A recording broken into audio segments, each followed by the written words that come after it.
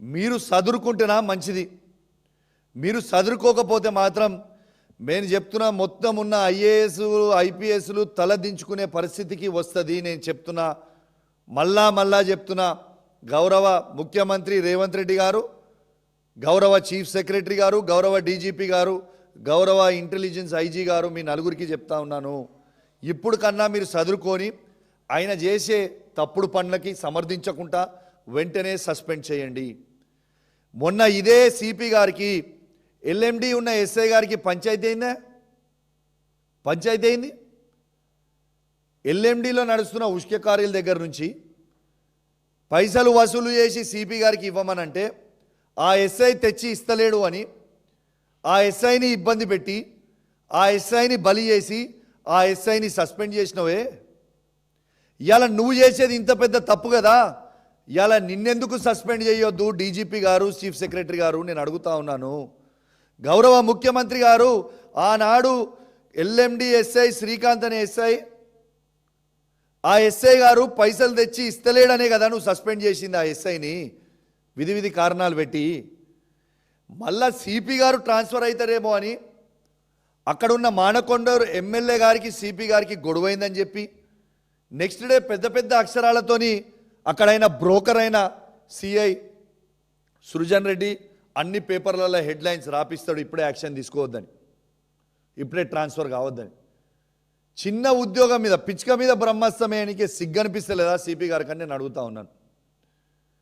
ఒక ఎస్ఏ గారిని, ఒక కష్టపడి రాసి చదువుకొని వచ్చిన ఎస్ఏ గారిని కేవలం నీకు తెచ్చి డబ్బులు నువ్వు తెచ్చి ఇవ్వమంటే ఇస్తలేడు అని ఇలా ఎస్ఐ గారిని మీరు సస్పెండ్ చేసిరు కదా.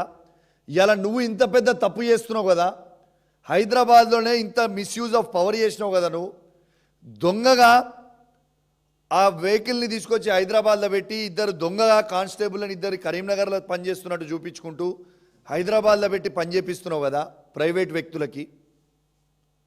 నీకు ఎవరిచ్చిన రైటు? నేను ఎందుకు సస్పెండ్ చేయొద్దు? దీనికి నువ్వు జవాబు చెప్పాలని నేను విజ్ఞప్తి చేస్తూ ఉన్నాను.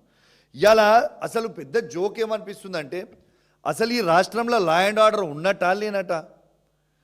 డీజీపీ గారి ఆఫీస్ పక్కనే, డీజీపీ గారి ఆఫీస్ పక్కనే సువేదాల ఇగోరి 8 నెలల నుంచి వీళ్ళిద్దరు కానిస్టేబుళ్ళు ఈ కార్ పార్కింగ్ సువేదా లోపల కార్ పార్కింగ్ పెట్టుకొని ఉంటుంటే డీజీపీ గారికి ఇంటెలిజెన్స్ ఐజీ గారికి కూడా తెలియకపోతే ఈ రాష్ట్రంలో అసలు లా అండ్ ఆర్డర్ ఉన్నట్ట, పోలీస్ వ్యవస్థ పనిచేస్తున్నట్ట, పనిచేస్తలేనట్ట, ఏందన్నట్టు? అసలు ఉన్నదా లేదా ఈ పోలీస్ వ్యవస్థ? డీజీపీ గారు ఆఫీస్ పక్కనే ఉంటుంది.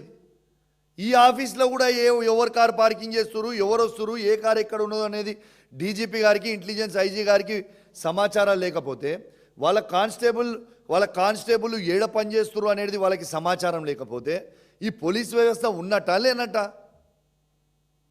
మళ్ళీ హోమ్ మినిస్టర్ ఎవరు? ముఖ్యమంత్రి గారే. ముఖ్యమంత్రి ఎవరు? రేవంత్ రెడ్డి గారే ముఖ్యమంత్రి ఉంటారు, హోమ్ మినిస్టర్ ఉంటారు. ఆయన డిపార్ట్మెంట్లో ఆయనకి ఏం జరుగుతుందో ఆయనకు తెలియదు, ఆయన రాష్ట్రంలో ఏం జరుగుతుందో ఆయనకి తెలియదు. ఈ సిపి గారి మీద ఏంది వీళ్ళ ప్రేమ? ఈయన ఇల్లీగల్ దందాలు చేస్తూ ఉన్నాడు, మొత్తం కరీంనగర్ జిల్లాలో బ్లాక్మెయిల్ చేస్తూ ఉన్నాడు. సిపి గారు మీకు మీరు చాలా ఎక్కువ ఊహించుకుంటున్నారు. చిన్న బచ్చగాని విను, నీ ఏజ్ ఎంత? 33-34 ఏళ్ళ చిన్న పిల్లగాని విను. నీకు ఆ భగవంతుడు ఒక ఐపీఎస్ ఆఫీసర్ నేను చేసిరంటే ప్రజలకి సేవ చేయమని చెప్పి చేసిండు. నీ అధికార దుర్వినియోగం చేయమని చేయలే, నిన్ను అవినీతి చేయమని చేయలే. ఎందుకు నువ్వు ఇవన్నీ చేస్తూ ఉన్నావు? ఎవరు ప్రశ్నించేటోళ్ళు లేరనుకుంటున్నావా? ఎవరు మాట్లాడేటోళ్ళు లేడనుకుంటున్నావా? ఇవాళ నువ్వు ఈ 2 సంవత్సరాలు కరీంనగర్లో పనిచేస్తూ పోతావు. మేము సచ్చినా, బతికినా, పుట్టినా, పెరిగినా ఏదైనా అదే కరీంనగర్ జిల్లా నుంచి మేము పోతాం కదా. రేపు మేము చనిపోయినా కూడా అదే కరీంనగర్ జిల్లాలనే కదా మమ్మల్ని బొందబెట్టేది. నువ్వు ఎక్కడికో పోతావు, ఏడనో ఉంటావు, ఏడో పని చేసిపోతావు. అక్కడికి ఆ జిల్లాలో ఉన్న రైస్ మిల్లర్స్ని ఎందుకు ఆగం చేస్తున్నావు? ఆ జిల్లాలో ఉన్న ఉష్క క్వారీ ఓనర్స్ని ఎందుకు ఆగం చేస్తున్నావు? ఆ జిల్లాలో ఉన్న గ్రెనేడ్ క్వారీలో ఓనర్లను ఎందుకు ఆగం చేస్తున్నావు? ఆ జిల్లాలో ఉన్న వీళ్ళందరినీ ఎందుకు ఆగం చేస్తా ఉన్నావు? పోలీస్ ఆఫీసర్లను ఎందుకు ఆగం చేస్తా ఉన్నావు? ఇది ట్రైలర్ మాత్రమే, మళ్ళీ చెప్తున్నా, ఇది కేవలం ట్రైలర్ మాత్రమే. ఈ ట్రైలర్లో మీరు సదురుకుంటేనా మంచిది. మీరు సదురుకోకుంటే మాత్రం నేను గ్యారెంటీగా చెప్తా ఉన్నాను, ఖచ్చితంగా మీ లీలల వీడియోలు, మీ యాంటీ ఛాంబర్లలో జరిగిన సినిమాలు, ఏమేమి అడిగినో హైదరాబాద్లో జరిగిన రిసార్ట్ల సినిమాలు, హైదరాబాద్ను ఏ కారులో ఎవరెవరు కలిసి వచ్చిర్రో అన్ని వీడియోలు ఉన్నాయి, అన్ని ఎవిడెన్స్లు ఉన్నాయి, అన్ని ఫోటోలు ఉన్నాయి. ప్రతి ఒక్కటి కూడా బయట పెడతా. కానీ నేను ఆగడానికి కారణం ఏంటి తెలుసా? ఐపీఎస్ల మీద ఐఏఎస్ల మీద గౌరవంతో ఒక్కరిద్దరు దొంగలు చేయబట్టి మొత్తం ఐఏఎస్లు ఐపీఎస్లు ఆగం కావద్దు కదా అని ఉద్దేశంతోనే ఆగిన. సదురుకోండి, తస్మాత్ జాగ్రత్త అని హెచ్చరిస్తూ ఉన్నాను.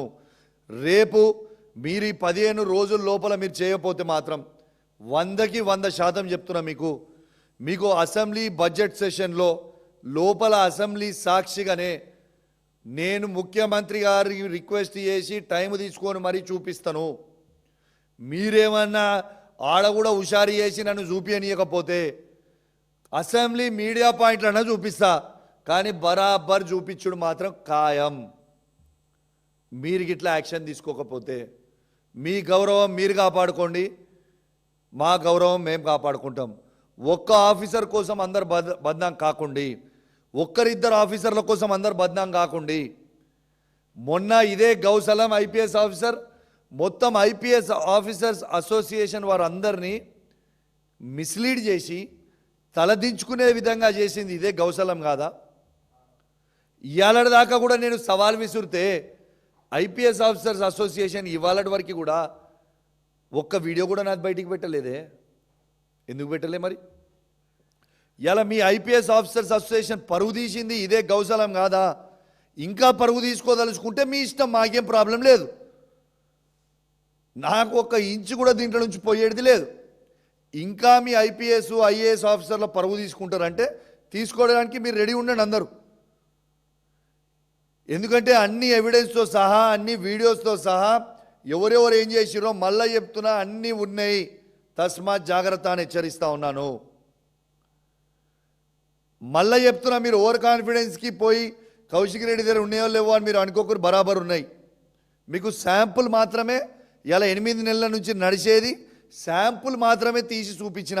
ఎందుకంటే ఐపీఎస్ల మీద ఐఏఎస్ల మీద గౌరవంతో మాత్రమే. ఇంకా సినిమా బాకీ హే. హుజురాబాద్ ఏసీపీ సినిమా బాకీ ఉంది, జమ్మికుంట రూరల్ సిఐ సినిమా కూడా బాకీ ఉన్నది. వాళ్ళే కూడా అన్ని ఎవిడెన్స్లు రెడీ చేసి పెట్టినా ఈ ఐపీఎస్ ఆఫీసర్ అసోసియేషన్ కావచ్చు,